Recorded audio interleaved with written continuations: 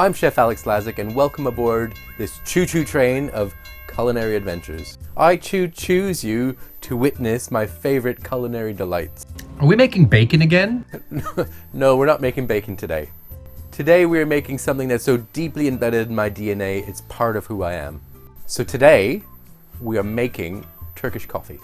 It's often unspoken, but there's a lot of history dating back to the 1500s.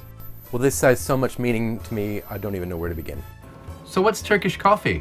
Basically, Turkish coffee is a really finely ground coffee, cooked in a special pot, typically sweet, and served with the grounds in the coffee. Really? Yes, really, and the smell of Turkish coffee is one of my oldest memories. Let me explain. I grew up in a household with new immigrants from Serbia. Mum and Dad had us young, so when I was only we grew up in the same house with my parents, my grandparents, and my great-grandmother. Turkish coffee was seemingly on the go all the time in our house, but especially at breakfast time. It's definitely in my earliest memories. But the process of making Turkish coffee and sharing it with family and friends is the most important part. But it very much comes down to the hospitality and sharing. You can even say there's a very ritualistic, even spiritual process to making Turkish coffee. It almost reminds me of a Fijian or Pacific Island kava ceremony, if you've ever been a part of that. Growing up, if anybody came to our house, my grandmother and great-grandmother would be in the kitchen cooking a 5-course meal for them, no matter what time of day it was. Is that what you do now when people come to visit you? Well, I don't do that. People don't really do that kind of thing anymore. Get on the floor! Don't let them know we're home! Shh! But anyway, Turkish coffee and usually a strong shot of Serbian plum brandy or slivovica was always an accompaniment, and usually at the end of the meal. Okay, so let's get started. Turkish coffee is made in an ibrik. This is a typical ibrik most people would have in their homes for day-to-day use. My grandmother gave me this one, and I've traveled the world with it for the last 20 years. But for today, we're going to be using this 2-cup fancy one that's part of the set.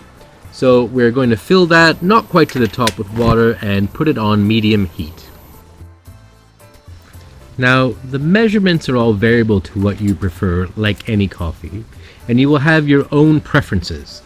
I'm going to add 2 teaspoons of sugar to this one, and then 2 teaspoons of coffee. Seems quite simple, but there's a process to follow. So we'll add the coffee and give it a good stir, and then put it back on the heat. Now what we're going to do is bring it to the boil, or just under a boil, twice.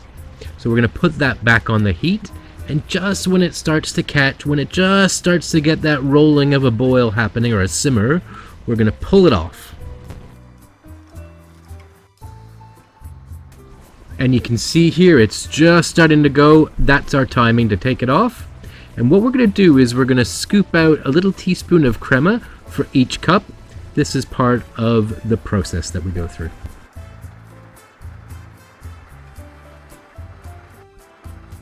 Okay, so next it goes back on the heat. And again, we're going to stop it just as it starts to roll. And then we're taking it back off the heat, and then it's done. So we're going to pour it, and then we're going to serve it up in our Turkish coffee set. Typically you'd serve this with some Turkish Delight, but I just happen to have some bitter dark chocolate hanging around. Match made in heaven. So very simple, but a very different way of drinking coffee if you've never had this before. I hope you guys give it a try anyways. I'm about to right now.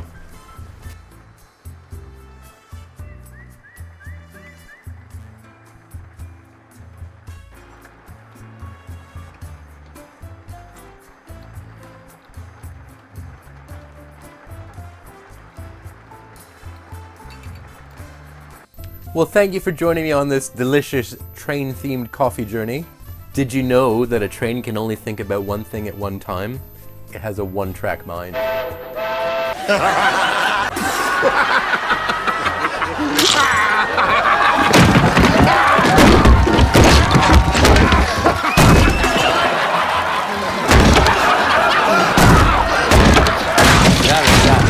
Get out of the shot! Ooh, tough crowd. But seriously, I hope you've enjoyed watching this Turkish coffee video and understanding a little bit of what it means to me. Please like and subscribe and throw some comments in down below. I'd really appreciate it. And remember, if you have any culinary issues, if you're having kitchen disasters, or you just need some advice, please, all you have to do is subscribe to my channel go to my website, click on the chat feature, and you can come straight to me and I can give you a hand.